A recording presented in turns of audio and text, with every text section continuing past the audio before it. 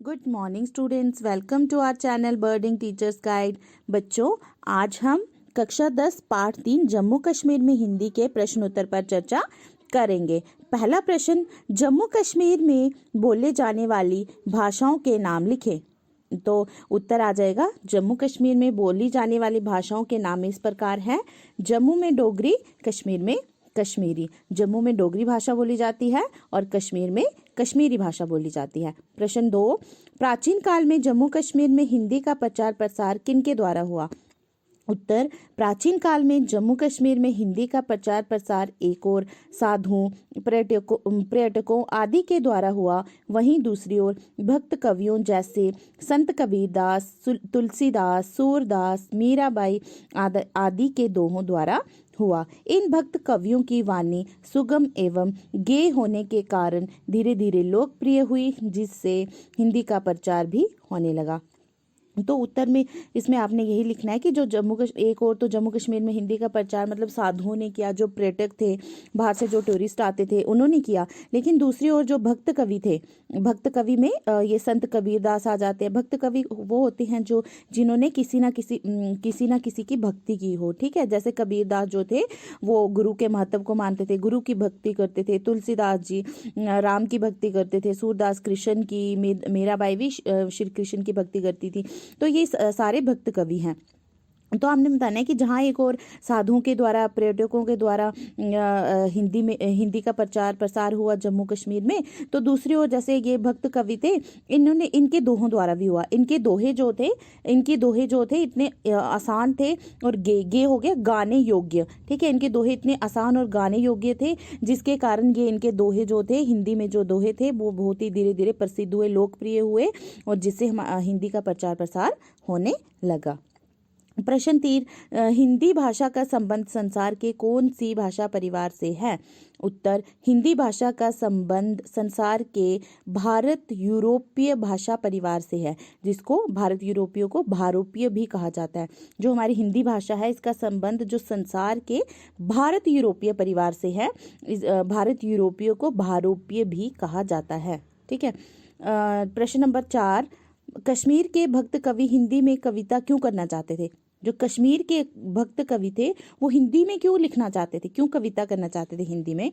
उत्तर, कश्मीर के भक्त कवि अपने भक्ति से संबंधित उद्गारों को वाणी देने हेतु हिंदी में कविता रचना करना चाहते थे। ठीक है, अब कश्मीर के जो भक्त कवि थे वो अपनी भक्ति से संबंधित, ठीक है, जो उनकी भक्ति थे उससे संबंधित जो उनके उद्गारों हो गया, जो उनके मन के विचार थे ना, भक्ति से संबंधित जो उनके मन के विचार थे, उनको वो वाणी देने हेतु, मतलब उनको वाणी के माध्यम से दूसरों बाकी जनता तक पहुंचाने के लिए वे हिंदी में कविता रचना करना चाहते थे। प्रश्न 5, जम्मू के प्रथम हिंदी कवि का पूरा नाम क्या था, वह किस नाम से प्रसिद्ध हुए। तो आपकी बुक के अनुसार, जो है बुक में लिखा हुआ है उसके अनुसार, जम्मू के प्रथम हिंदी कवि का पूरा नाम लक्ष्मण जू बुलबुल था। वे जम्मू में दत्तू के नाम से प्रसिद्ध हुए। वीर विलास नामक ग्रंथ के कवि का नाम लिखें। तो वीर विलास नामक ग्रंथ के कवि कौन है, दत्तू।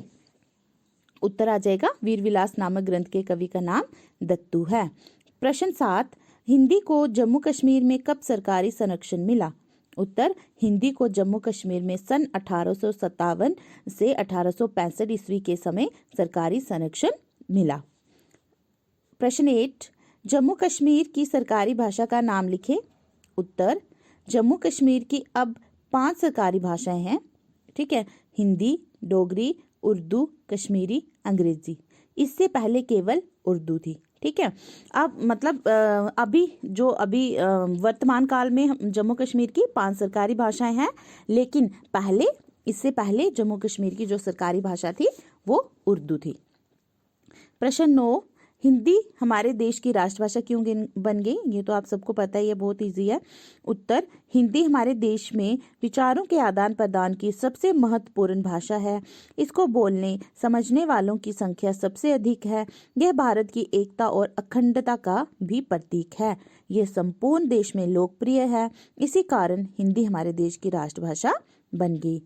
तो बहुत इजी है हिंदी हमारे देश, क्योंकि जो हमारे विचार हैं उनको आदान प्रदान करने की महत्वपूर्ण भाषा है, इम्पोर्टेंट भाषा है ये, क्योंकि इसको बोलने वाले और इनको समझने वालों की संख्या जो है सबसे अधिक है, सबसे ज़्यादा इसको बोलने, ये बहुत इजी होती है, तो इसलिए इसको आसानी से सभी बोल भी लेते हैं और समझ भी लेते हैं। और ये भारत की एकता और अखंडता का भी प्रतीक है, और ये पूरे देश में क्या है, लोकप्रिय भाषा है। इसी कारण हिंदी हमारे देश की राष्ट्रभाषा बन गई। प्रश्न 10, आजकल जम्मू कश्मीर में हिंदी का प्रचार तथा प्रसार किन माध्यम से हो रहा है? तो उत्तर देखते हैं। आजकल जम्मू कश्मीर में हिंदी का प्रचार प्रसार अनेक माध्यमों से हो रहा है, जो इस प्रकार हैं। नंबर 1, हिंदी स्कूलों, महाविद्यालयों तथा विश्वविद्यालयों में पढ़ाई जा रही है। आजकल हिंदी का प्रचार कैसे हो रहा है कि जो हिंदी है वो एक विषय के रूप में स्कूलों में पढ़ाई जा रही है, महाविद्यालयों में, ठीक है, कॉलेजेस में पढ़ाई जा रही है, और विश्वविद्यालयों में, यूनिवर्सिटीज़ में पढ़ाई जा रही है, ठीक है। दूसरा, नंबर 2, साहित्यकार हिंदी में विभिन्न रचनाएं लिख रहे हैं, और जो साहित्यकार हैं, साहित्य की रचना करने वाले हैं, वो भी क्या कर रहे हैं, हिंदी में ही अपनी रचनाएं कर रहे हैं। नंबर 3, सिनेमा, दूरदर्शन, रेडियो आदि के द्वारा हिंदी का प्रचार प्रसार हो रहा है, और सिनेमा के माध्यम से, दूरदर्शन के माध्यम से, रेडियो के माध्यम से भी हिंदी का जो है प्रचार प्रसार हो रहा है। नंबर 4, कश्मीर टाइम्स, जम्मू समाचार, इवनिंग न्यूज़ आदि समाचार पत्रों के माध्यम से हिंदी का प्रचार प्रसार हो रहा है। तो ये सारे माध्यम हैं जिनसे जम्मू कश्मीर में हिंदी का प्रचार प्रसार हो रहा है। तो बच्चों, आई होप कि आपको ये पाठ अच्छे से, क्वेश्चन आंसर अच्छे से समझ में आ गए होंगे। धन्यवाद।